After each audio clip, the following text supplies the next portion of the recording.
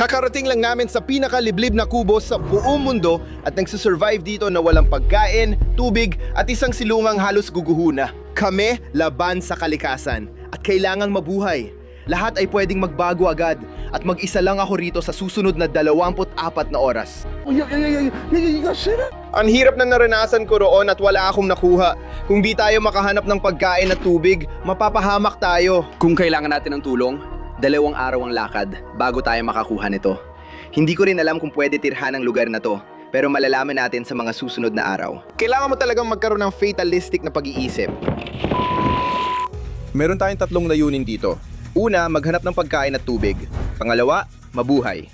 Itong silungan. Pangatlo, gusto ko mag-apoy dito sa kahoy na silungan sa gitna ng kawalan. Di ko alam kung masusunog pero susubukan naming matapos ang hamon na ito.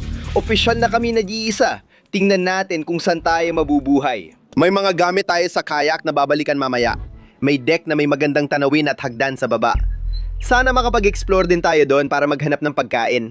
Tingnan mo kung ano lang sumusuporta dito.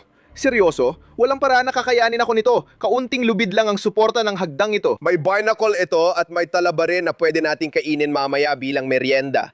May konting luho tayo dito at maliit na upuan. Pwede tayong umupo dito at panoorin ang paglubog ng araw mamaya. Pero literal na walang kuryente, walang ilaw, walang kahit ano dito mga pare. Sige, tingnan natin ang ating tutuluyang kwarto sa loob. May nakita tayong dambuhalang gagamba. Hindi natin siya gagalawin. Sigurado akong isa itong uri ng gold knob. Sabihin niyo sa comments kung alam niyo kung anong klase ito. May maliit tayong fire pit na pwede nating magamit. Sana hindi masunog ang kubo. Nagbibiro ka ba? May mailbox tayo dito. Sino magpapadala ng sulat sa lugar na ito? Ang ganda ng insulated na bubong natin mga tol. Ayos na ayos. Sasabihin ko, anong lugar ang walang ganito para malinis? May walis naman tayo. Di man 5-star hotel, pwede na.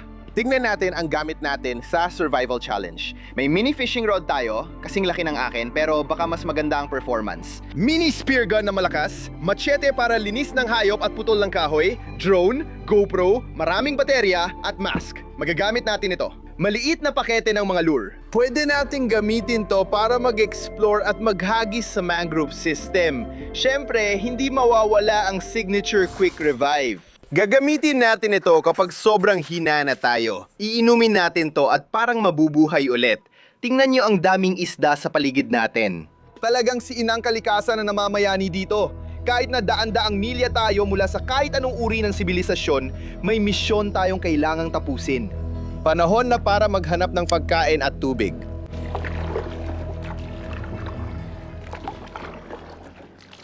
Oh! Wow! Bigla tayong preno. Halos mabangga namin ang palumpong dito at mabali ang aming pamalo. Pero mga tol, grabe talaga dito. Dadaan tayong tahimik gamit ang kayak, magtatapon ng pain at titingnan kung may mahuhuli, tol. May literal na coral reef dito sa laguna to.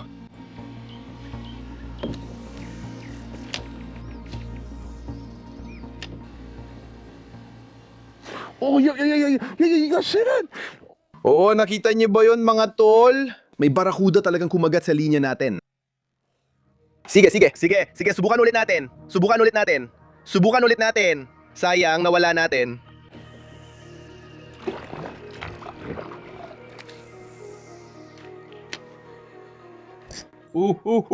May nakuha tayo. Sumabit tayo. Nakuha natin siya palabas. Tingnan mo yung trevally. Ay grabe, tinatakang kainin niya. Ay grabe, tingnan mo yan.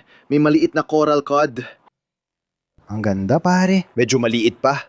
Sige, pakawalan natin. Nakuha ko talaga yung coral cod na yon, tapos lumabas yung trevally. Sa tingin ko, tinatangkang kainin ng trevally yung coral cod natin. Matapos ang ilang oras na walang huli, magpapalit kami ng gamit at lilipat sa mas malalim na bahagi ng bakawan. Nakaayos na kami at handa nang umalis. Iwan na muna natin ang kayak, magiging sobrang tahimik tayo. Titingnan natin kung makakakuha tayo ng kahit anong pagkain. Panahon na para ihanda ang spear gun at tingnan kung anong pagkain ang mahahanap natin. Kamangha-mangha ang lupain na nilalangoyan natin. Malalim at luntiang bakawan na dumadaloy sa coral reef system. Pagpasok pa lang, puno na agad ng buhay ang paligid. At ito ang senyales na kailangan ko.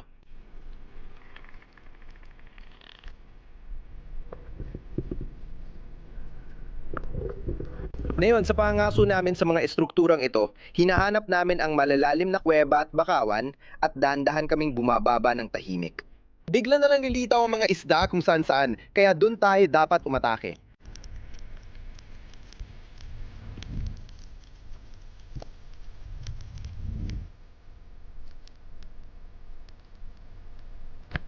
Itong malalaking nabagsak na troso ang hinahanap namin. Dito nagtatago ang malalaking isda na nag-aabang umatake.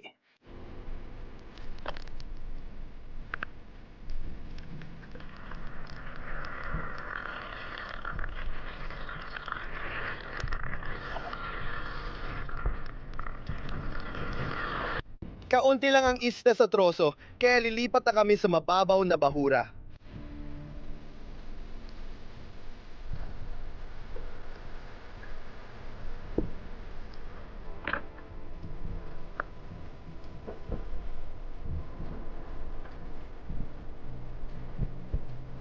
Nadaanan ko ang anemone na may clownfish na nakatago sa loob. Ang anemone ay nakakamanhid at nakakaparalisa ng ibang isda. Kaya nagkakaroon ng tahanang at kanlungan ng clownfish kung saan sila pwedeng magparami.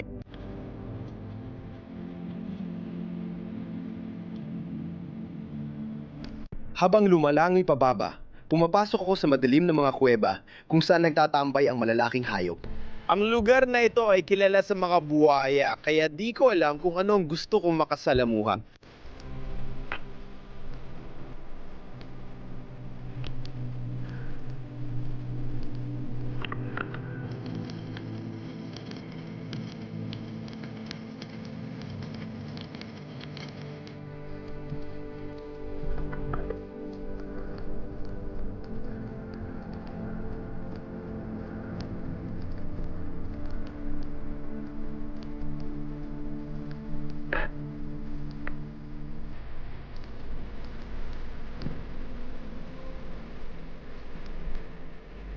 Ang mga cod na ito ay kulay bahura, kaya eksperto silang magtago.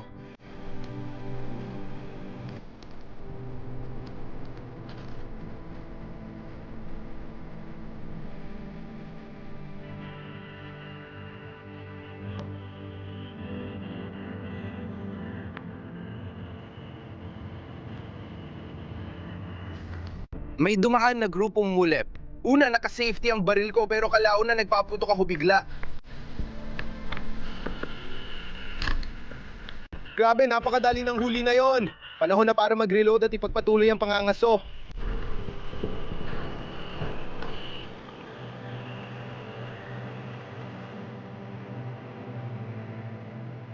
Mababaw at malinaw na bahura ito. Puno ng buhay at alam kong may magandang huling lalabas.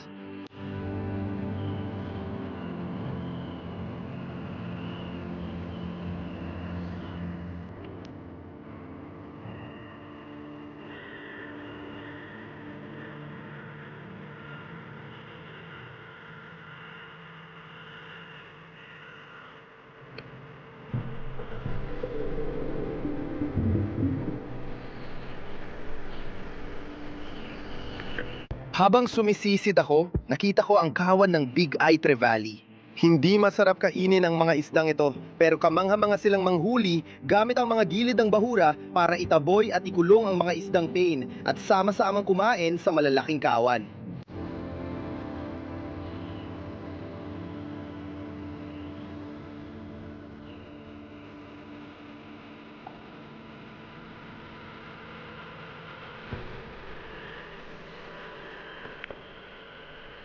Sa totoo lang, kumbinsido akong ninja ang isdang ito.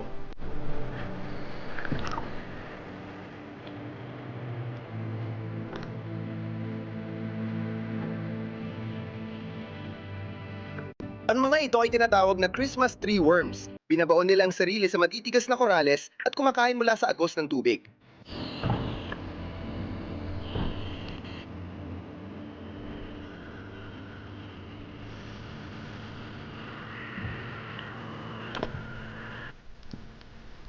Habang dahan-dahan akong bumababa sa bitak, may malaking coral trout na nandoon lang.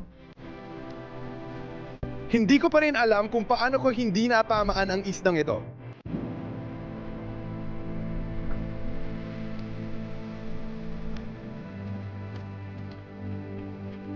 Nagpatuloy kami palayo, dinala kami sa magagandang mabuhanging bahura sa baybayin.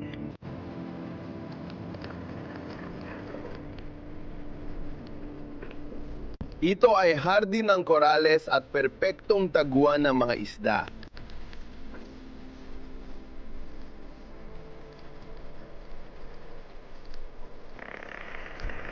Batang painted lobster ito, isa sa pinakamagagandang lamang dagat na pwedeng kainin, pero masyado pang maliit para kunin.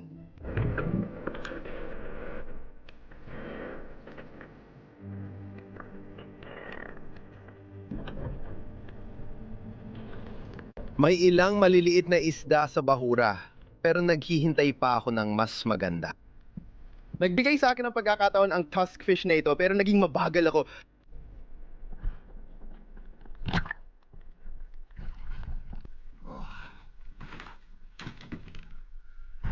Grabe ang hirap nun. Kahit sobrang labo ng tubig, maganda pa rin sa ilalim habang lumalangoy ako sa mga kuweba at troso. Pero kailangan nating mag-isip ng ibang plano, mga tol. Babalik na tayo sa ating silungan. May nakita akong isda dito. Kukunin ko agad ang baril para mabaril natin siya agad.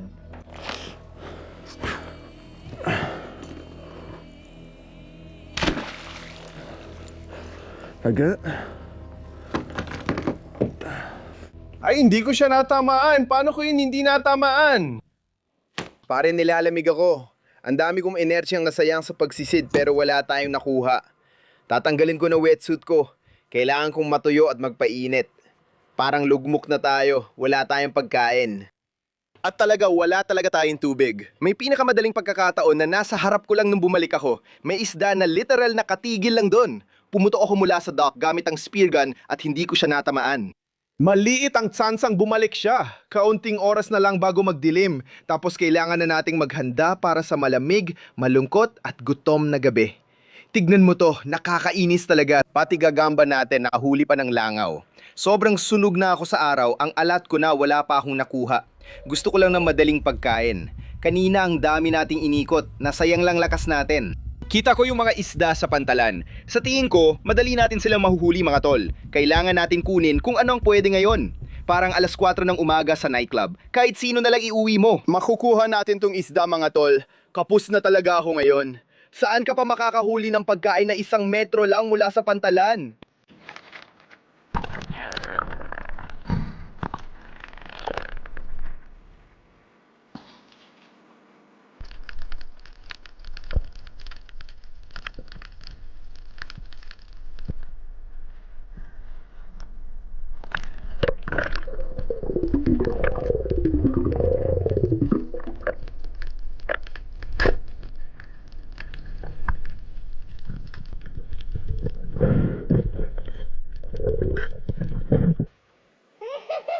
Ayos, nakuha na natin siya.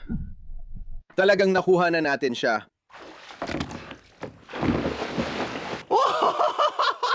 Nagbibiro ka ba? Hindi ako makapaniwala na nangyari yon. Tumalon lang kami at nakuha na agad ang astig na isda. Grabe itsura niya, mga tol. Di pa ako nakabaril ng ganito at di ko rin alam lasa nito. Sa wakas, magkakaroon na ulit tayo ng lakas. 3 buntot ang gamit niya para gumalaw sa tubig. Sobrang lapad nito pero sa totoo lang medyo makitid siya. Kaya malamang hindi ganun marami ang laman nito. Ang kahoy dito sa taas ay medyo basa pa. Umuulan kasi nitong mga nakaraang araw. Kailangan muna nating hintayin itong matuyo ng kaunti. Sana bukas makarating tayo sa mas malayo para makahanap ng mas malalaki at mas mababangis na hayop. Hilaw na isda ang hapunan dito. Unang araw pa lang, sobrang wild na.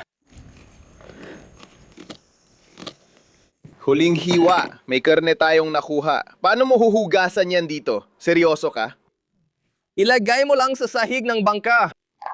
Hindi ko masasabi na maganda lang ang itsura ng karne. Maganda nga, pero kailangan natin ito bilang pampalakas at kakainin na rin natin. Sa harap ng kubo namin sa gitna ng kawalan, ito ang dahilan kung bakit natin ito ginagawa, baby. Tara! Sobrang sariwa ng karne. Wala pa ng oras para mag-relax. Parang gumagalaw pa sa bibig ko. Sa totoo lang, hindi naman masama. Tara na. Ay, naku! Ramdam ko na ang pagdami ng lamok. Iniisip ko kung saan tayo matutulog, pero may plano ako. May isa tayong idea. Kailangan ko umutot sa bag na to. Yan ang kailangan kong gawin. Joke lang, hihipa natin to. Lalagyan natin ng hangin hanggat kaya. At kahit papaano, may malambot tayong masasandalan. Sa totoo lang, hindi naman masama. Kita nyo, parang maliit na air mattress ito. Pwede nating gamitin ang wetsuit top kung talagang kuyugin tayo ng mga insekto mamaya. Hindi natin alam ang mangyayari sa gabi. Kaya kung lumala, isusot ko ng wetsuit top. Sige, may quick revive ako at natutugso akong inumin. Pero di ko alam mangyayari sa mga susunod na araw. Kaya itatabi ko muna. Bukas, malinaw na ang mga layunin natin. Una, kailangan nating makahanap ng maiinom pagkagising sa umaga. Gusto ko maglakbay pa ng mas malayo kaysa sa ginawa natin na yon para makita kung makakahanap tayo ng mas malalaking hayop. Gusto kong magpa-apoy dito sa kubo. Sana bukas na hapon, dumating na ang tropa para sunduin ako. Mahaba pa ang oras bago yon dumating. Lahat ay bumagal. Tahimik na ang paligid. Lahat ng ibon ay bumalik na sa pugad. Nakakabaliw isipin na pag madilim na, nagsilabasan din ang mga insekto. Grabe, kinakagat nila ako ngayon. Magpapahinga muna tayo. Kung may kakaibang mangyari ngayong gabi, sasabihin ko sa inyo. Humena na ang hangin, pero grabe ang mga lamok, kinakagat ako. Kapag mahangin, natatangay ng hangin ang lamok mga tol. Pero ngayon, sobra akong nakagat.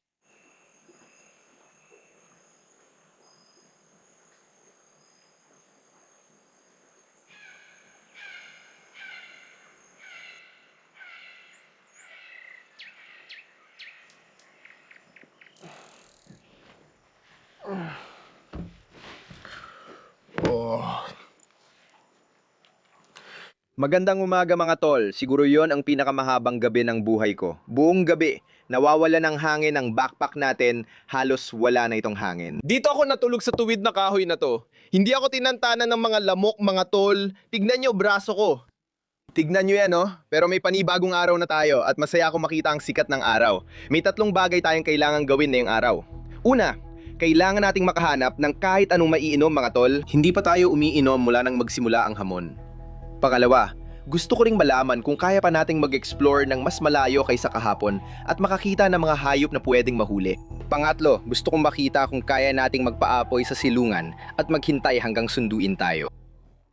Buo pa rin ang ating silungan, magandang balita. Kailangan kong magpalakas mga pare dahil nanghihina ako. Isa lang ang kailangan natin. Sana lumakas ako at parang mabuhay ulit kapag nainom ko ito. Tara, inumin na natin.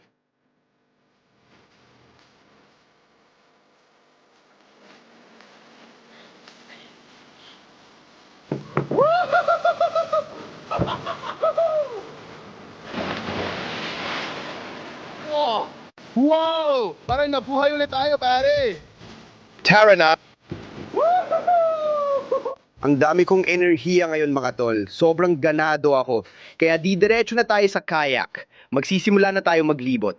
Layunin, makahanap ng tubig. Basta makakuha tayo ng madaling pagkain, astig yun.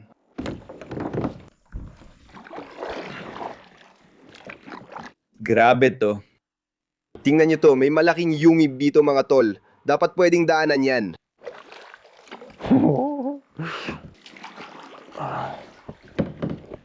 Kailangan kong sumandal pa atras para di tayo tumama sa bubong. Ay, nawawalan tayo ng kontrol. Parang nag-Tokyo drift tayo dito.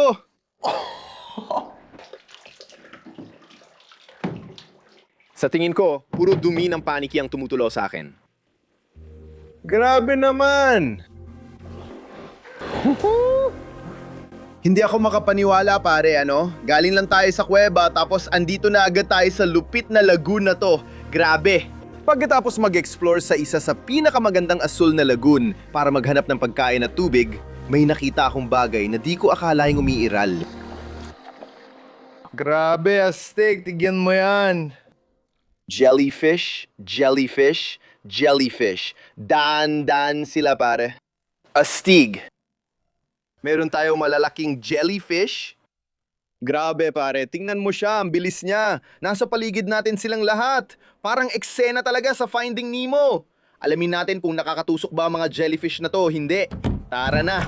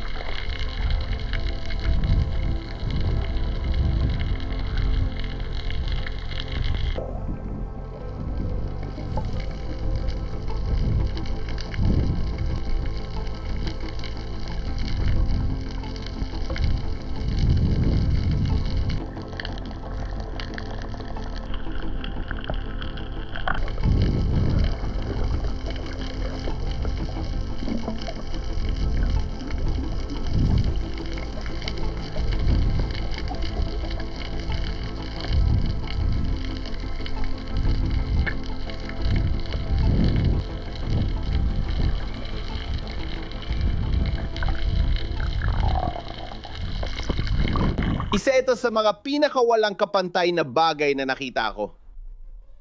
Mga stignon. Sige, balik na tayo sa kayak. Kailangan talaga nating kumuha ng kahit anong klase ng tubig. Tara na!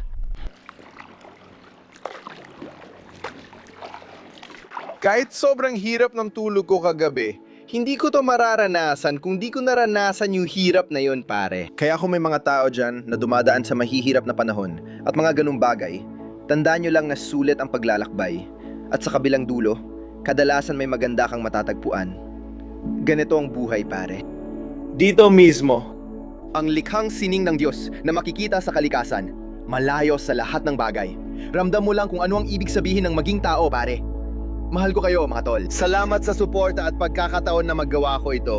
Dadaan tayo sa maliit na kuweba. Hindi ko alam ano makikita pero kailangan nating maghanap ng mga bukal. Kailangan ko yumuko kasi sobrang baba talaga ng parteng to. Kung pupunta pa tayo sa dulo, dito yata galing ang tubig tabang. Kita mo, bumubuo ito ng mga kuweba na umaagos palabas. Sa taas, parang gubat na. Wow, tol! Para akong si Indiana Jones ngayon! Grabe! Sige. Lumuwag na rito.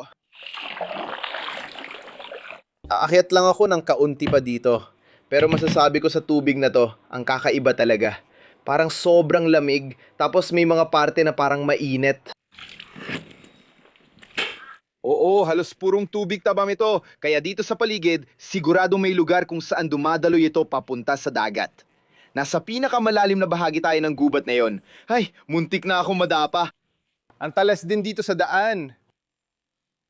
Ayan na, sa kabila, puro tubig tabang ito mula sa bukal. Na-filter ito ng malilit na bato. May tubig na tayo, iinom ako ng marami nito mga kaibigan.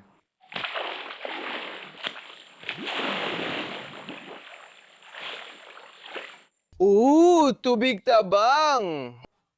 Woohoo! Ang tanging bagay lang mga kaibigan, kailangan nating mag-ingat dahil hindi ako pwedeng umihi dito sa tubig na to dahil ito ang iniinom natin.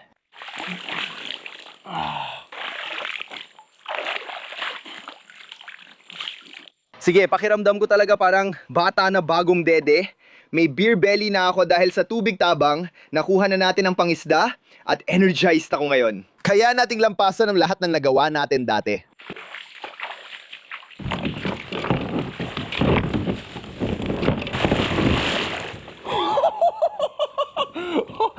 Sa tingin ko nahulog ka lang. Grabe yun. Hindi. Nabali ko lang ang ating pamalo, mga tol. Hindi. May nabali tayong pamalo, kaya subukan nating manghuli ng pagkain. Alis na tayo sa gubat at pupunta sa bughaw na karagatan.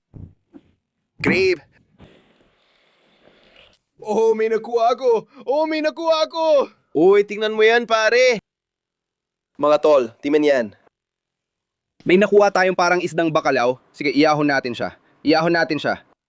Oh! Ooh! Malaking mabakong bakalaw ito, mga pare. Malaki ulo at maraming palikpik. Susubukan kong makahuli ng mas malaki pa. Nandiyan siya sa ilog kung saan dumadaloy ang tubig tabang dahil alam niyang doon dumadaan ang pain. Palayain natin tong isda. Alam ko malaking pagkakamali yun, pero baka makahuli pa tayo ng mas malaki. Putoon na ang pamalo at paubos na ang oras. Kaya kailangan namin pumunta sa bukas na dagat para sa huling hanap ng pagkain.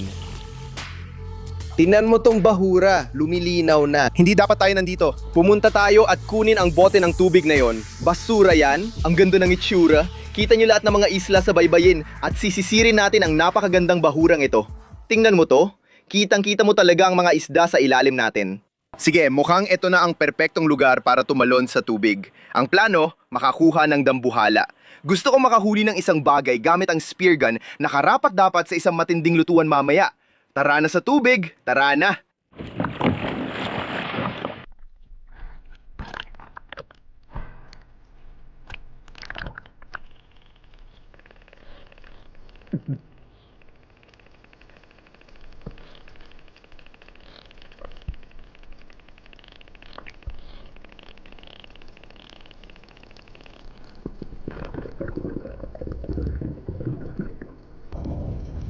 Habang unti-unti akong bumababa, sinisikap kong humalo sa paligid.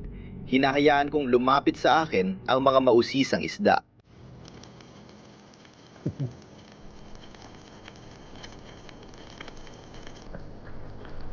Masigla ang bahura sa dami ng mga isdang pain at alam kong malapit nang lumabas ang mga mandaragit.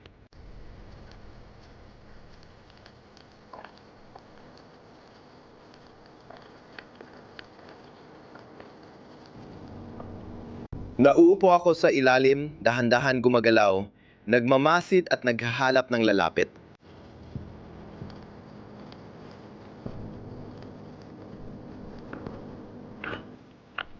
Sa paglubog kong ito, bumaba ako at natagpuan ko ang sarili ko sa loob ng isang magandang malambot na korales, nagtatago sa gitna nito. Hinahayaan ang sarili kong maging lubusang nakakamuflage. Mga fusilir ito, malalaking pain na isda na alam kong kinakain ng mga mandaragit.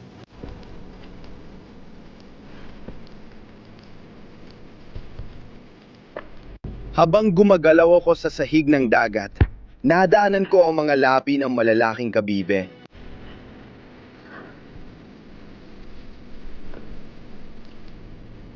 Makikita mo dito kung paano ginagamit ng isda ang bahura bilang taguan.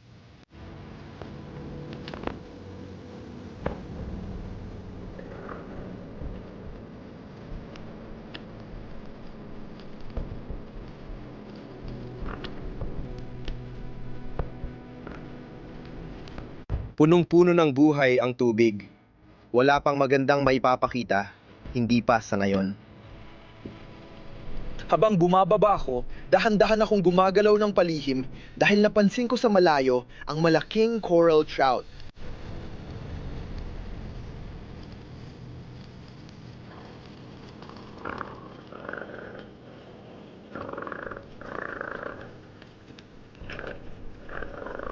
Habang bumababa ako, napunta ako sa isang grupo ng mga mantaray. 3 o 4 sa kanilang nagpapalutang-lutang sa agos habang kumakain. Nakakamanga kung gaano sila halos hindi gumagalaw, nananatili lang sa eksaktong lugar habang ako ay lumalangoy ng todo laban sa agos.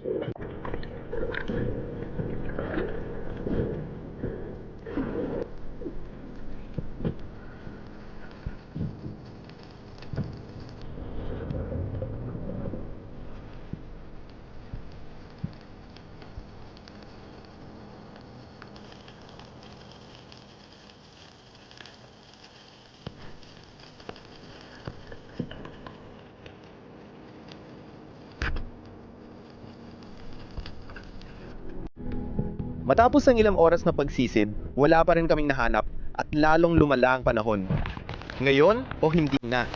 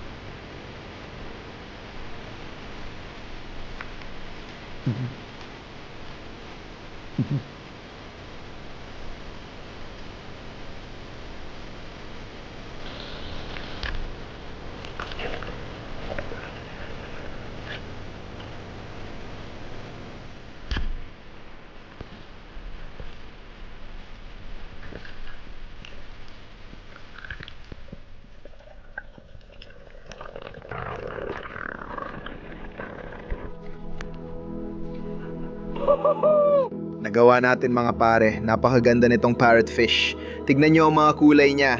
Isa talaga itong isda sa bahura. At nakita niyo naman na naglayag kami lampas sa mga bakawan at nahanap namin ang napakagandang isdang ito. Nilalamig na talaga ako ngayon. Lalong sumama ang panahon. Ang dami ng ulap sa labas at nagsisimula ng umulan dito. Kailangan lang nating subukan magsindi ng apoy. Pero magpapalit muna ako ng tuyong damit kasi nilalamig ako. Tingnan nyo ang bunganga ng hayop na to. May totoong tuka ang isda na to. Grabe, kahit saan siya dumudumi. Tatanggalin natin lahat ng laman loob nito. Tingnan natin kung may mga isda na lalapit para kainin ito. Gamitin natin ang upuan natin mga pare. Makukuha natin lahat ng maliliit na piraso. Kita nyo, may mga sanga dito. Mabuti na lang may nag-iwan ng lighter para sa atin. Tingnan nyo, sabon panglaba. At isang lighter. Salamat sa Panginoon.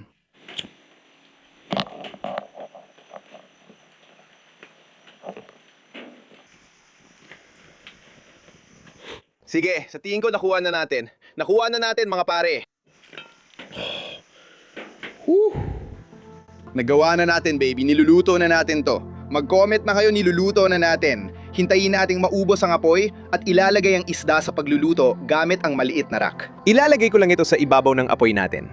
Sige, nandito na ang isda natin. Ilalagay na natin to diretso mga tol. Tara na. Ilalagay na natin diretso sa ihawan at dahan-dahang lulutuin sa apoy. Ito talagang pinakagusto natin baby. Pinakaliblib na kubo sa mundo, may apoy na tayo rito. 24 na oras na ako hindi nakakakain ng mainit na pagkain kaya sobrang excited ako. Tingnan mo yan. Nahuli namin ang isda habang nagkakayak at pwede na rin ihain sa sagwan. Sobrang payak lang nito. Mukhang uling pero pangako ko, pag binalatan mo, ayos pa rin. Tingnan mo, magagandang puting piraso ng karne. Kainin na natin, subukan natin.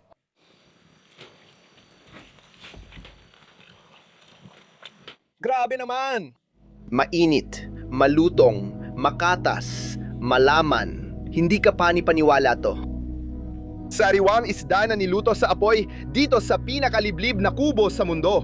Mga pare, nagawa natin to. Itong ilaw na to ang tiket ko palabas dito. Maraming salamat sa inyo. Nakasurvive ako nitong huling 24 na oras sa isa sa mga pinakaliblib na kubo sa mundo at paalis na.